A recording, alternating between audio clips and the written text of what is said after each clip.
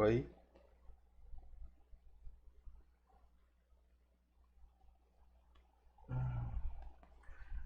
Olá pessoal, tudo bem? Sou o professor Fernando, estamos aqui para mais uma aula, né? E agora eu queria abordar com vocês uma temática um pouquinho diferente, que é sobre a questão da extinção de algumas espécies, né? Processos que podem dar origem à extinção de alguns seres vivos e aí desequilibrar a harmonia que a gente tem quando a gente fala em equilíbrio ecológico, tá? Então, quando ocorre esse desequilíbrio, nós vamos ter aí algumas consequências bem drásticas, como a gente vem vendo no decorrer dessas aulas, tá? Pois bem. Bom, primeiro é interessante a gente caracterizar o que é que a gente está querendo falar sobre, o que é que a gente está querendo, o ponto que a gente está querendo chegar quando a gente fala sobre extinção de espécies. Aqui nós vamos pelo conceito biológico, ecológico, né, que ele trata do desaparecimento de uma espécie, uma subespécie ou um grupo de espécies. E aí a gente dá conotação de extinção de espécie ou das espécies. Bom, o momento de extinção é geralmente considerado sendo a morte, né, do último indivíduo dessa espécie. Em espécies com reprodução sexuada, que é basicamente todos os mamíferos, os primatas, isso inclui nós, as aves, os répteis, as plantas também, as árvores.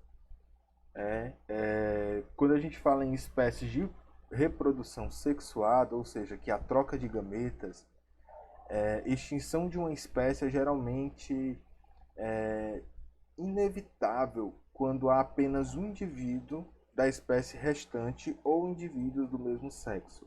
Ou seja, quando há apenas, por exemplo, como morreu agora o último rinoceronte branco, ou seja, não vai ter mais rinocerontes brancos. Não dessa espécie, pode ter de outra espécie, ou então alguma variabilidade genética que causa o ser, né, o ser ele se torne albino, mas nem sempre essa característica é transmissível, né? Aí a gente vai ter uma alteração genética, né? Que a gente pode chamar de mutação genética, que pode dar origem a uma nova espécie, sim, né? Mas essa espécie, ela foi o último indivíduo dela, que era até, acho que não, se eu não me engano, um macho, né? E acabou morrendo e acabou essa espécie. Então é um exemplo aí quando a gente fala em indivíduos de um mesmo sexo, da espécie, o último indivíduo da espécie do mesmo sexo. Então ele já estava extinto. Bom, atualmente muitos especialistas, ambientalistas, ecólogos, governos, ONGs se preocupam, né, com a extinção das espécies devido à intervenção humana. Como a gente tem visto, a causa da extinção ela inclui a poluição, a destruição de habitats, a introdução de novos predadores, de plantas agressivas, né, que competem ali por espaço, por nutriente. Algumas espécies ameaçadas são espécies que estão em perigo de extinção. Então, quando a gente fala assim, essa espécie ela está ameaçada de desaparecer, elas estão justamente nesse processo de extinção por ser o último indivíduo ou por sua população estar diminuindo bastante. Instinto da natureza é uma expressão usada para espécies que só existem em cativeiro. Então, algumas espécies, como por exemplo o urso panda, por muito tempo, esse serzinho aqui, por muito tempo, a gente só conseguia ter descendentes pandas quando a gente fazia, né, fazia criação de animais, de ursos pandas, nesse caso, em cativeiro. Outros animais simplesmente desapareceram, como é o caso aqui da tartaruga gigante, né, da Ilhas Galápagos. E a gente vai ter alguns exemplares. Eu acredito que a gente ainda tem alguns exemplares aí desses animais, algumas espécies, alguns indivíduos em cativeiro, mas naturalmente, por causa da caça predatória, nós não vamos ter mais. Outra coisa acontece, por exemplo, a gente tem, além dos animais, arara azul, a mesma coisa. A gente conseguiu desenvolver vários descendentes em cativeiro, os dois tipos de arara azul, tá? E as plantas é uma coisa mais complicada. A gente tem alguns viveiros de plantas, de árvores nativas, e é o exemplo aqui da araucária, e ela acaba sendo, estando em praticamente extinção justamente por causa do avanço da humanidade, da urbanização que tem tomado cada vez mais as áreas verdes, e a gente tem toda essa problemática aí com relação ao avanço, à urbanização, ao avanço da humanidade dentro dos ambientes naturais, fazendo com que muitas espécies animais e vegetais sejam praticamente extintas na natureza. Só para mostrar aqui para vocês algumas espécies de árvores que estão em processo de extinção, ou seja, tem pouquíssimos indivíduos, tem pouquíssimos exemplares dessas espécies. E aí a gente tem aqui nesse mapa, que eu achei muito interessante, a divisão por áreas, né? A região nordeste a gente vai ter a carnaubeira, né? A carnaúba, que é uma planta típica da região aqui do Ceará, principalmente de Maracanaú. A gente tem a presença dessa árvore, assim, hoje em dia nem tanto, mas já foi maior, mas a gente ainda tem essa presença dessa árvore aqui.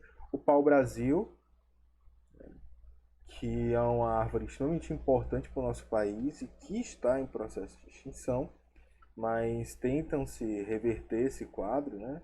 O pinheiro do Paraná, que é a araucária, que a gente falou anteriormente, também é uma planta que está desaparecendo. O ipê amarelo e a castanheira na região aí das regiões amazônicas. Então essas aí são algumas exemplares de árvores que estão entrando em processo de extinção justamente por causa do desmatamento, queimada, avanço da agricultura, do avanço da urbanização e todas essas questões aí que têm impactado bastante o equilíbrio ecológico. Bom, uma implicação natural do processo da evolução biológica é a extinção das espécies, uma vez que a seleção natural significa a sobrevivência do mais apto, do mais adaptado a cada ambiente. Se eu tenho um ser que ele melhor se adapta àquele ambiente, ele se equilibra com as forças naturais que estão ali presentes, ele torna-se apto, ele torna-se parte daquele ecossistema. Mas quando ele não se adapta, ele acaba entrando em processo de extinção, né? Que aí ele tem a redução da sua população até que ele simplesmente desaparece daquele ecossistema. Um exemplo disso a gente pode colocar os animais que a gente vai ter aí nos períodos jurássicos, que são animais herbívoros de grande porte.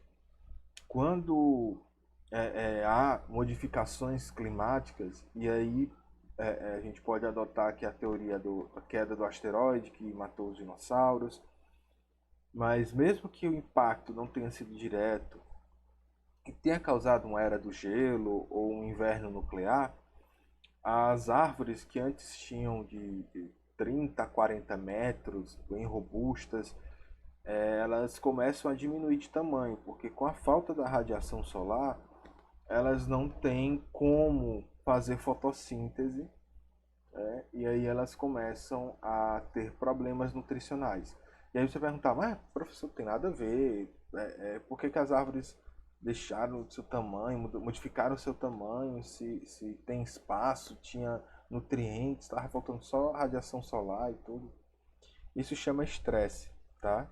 E aí a gente pode ter um estresse por radiação solar, que a planta realmente ela tem um desenvolvimento menos expressivo, a gente pode ter por espaço, congelamento do solo, ele pode significar a morte de muitas plantas, ou períodos de hibernação, que a gente chama de senescência para algumas plantas.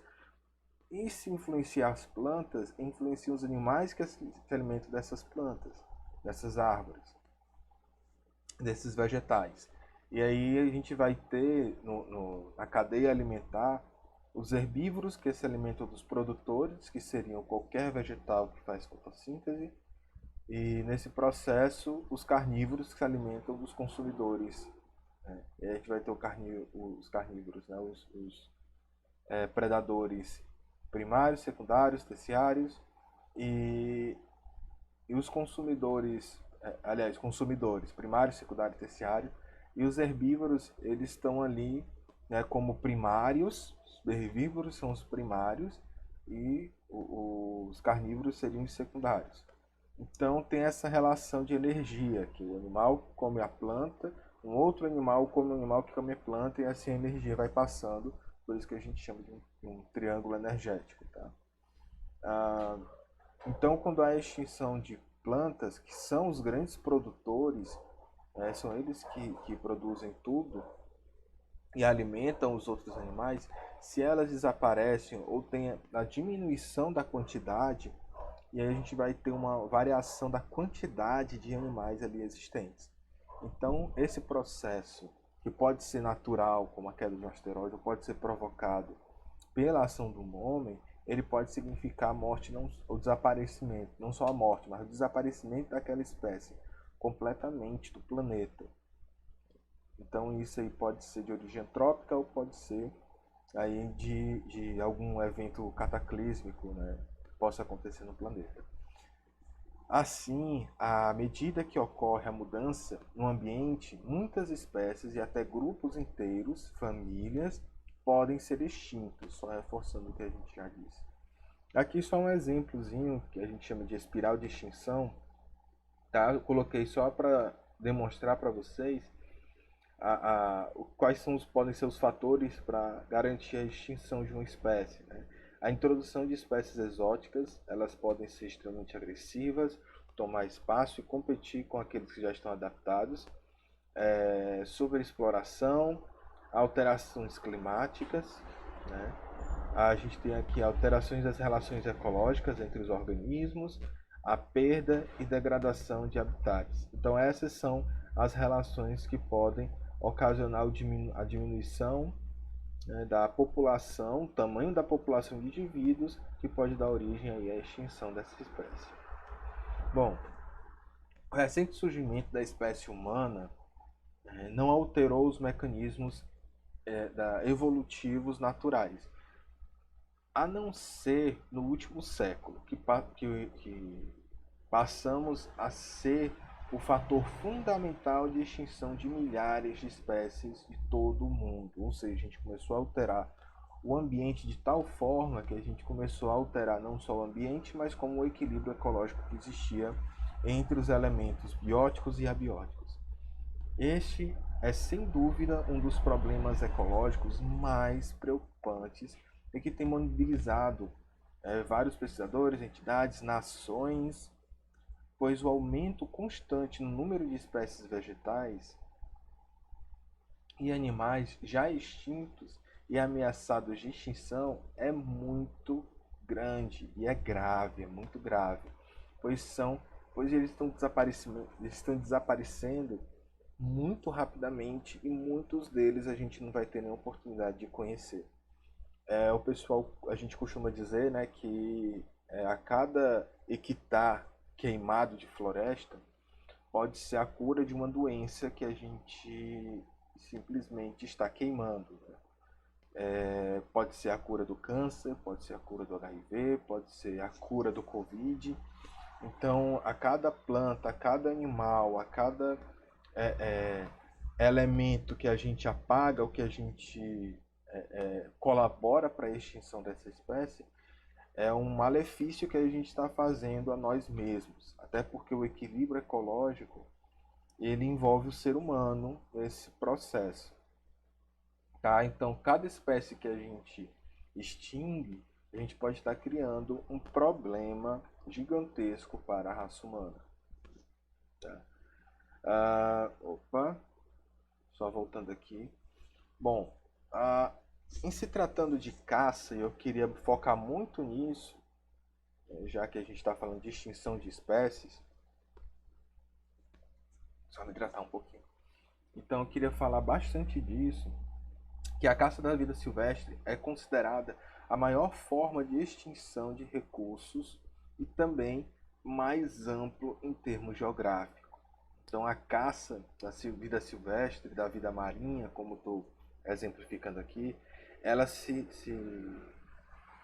expressa dessa forma, né? De ter uma ampla difusão geográfica. Bom, considerando a escala e a magnitude dessas extrações, vários autores, vários pesquisadores, eles vêm classificando isso como uma prática não sustentável, ou melhor, insustentável, já que eu estou desequilibrando, alterando o equilíbrio ecológico. Né? A superexploração dos animais é a segunda maior ameaça às populações de mamíferos, aves, répteis, né, e alguns peixes, seguindo, né, sobre a destruição dos habitats desses organismos. Ou seja, não só a caça predatória pode causar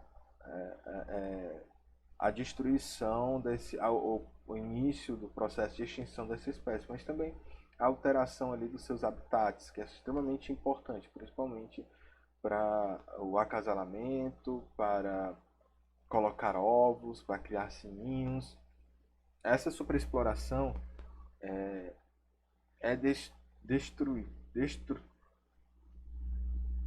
ela é desestrutura, meu Deus, quase cansado.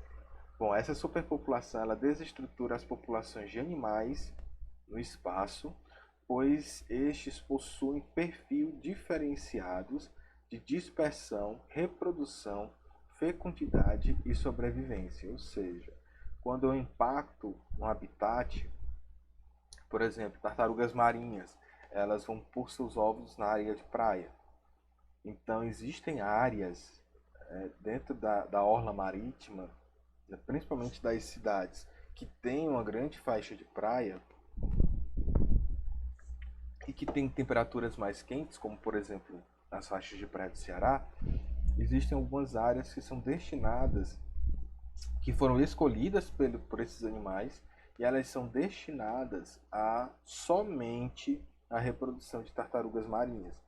Existem diversos projetos envolvendo esse tema, né, essa temática, e se não houvesse essa intervenção humana no sentido de proteger e preservar essas áreas, essas tartarugas já estavam extintas, porque não há o respeito, o entendimento da população sobre a importância de isolamento dessas áreas, da preservação, né, dessas áreas para que não haja algum dano, alguma alteração nesse habitat, com que faz que as tartarugas não coloquem mais ovos ali.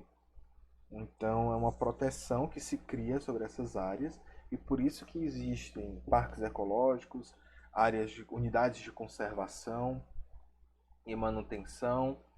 Por isso que é necessário existir as faixas verdes, os corredores verdes, justamente para que haja o habitat para que esses animais possam viver, se reproduzir e manter assim, um equilíbrio ecológico minimamente alterado.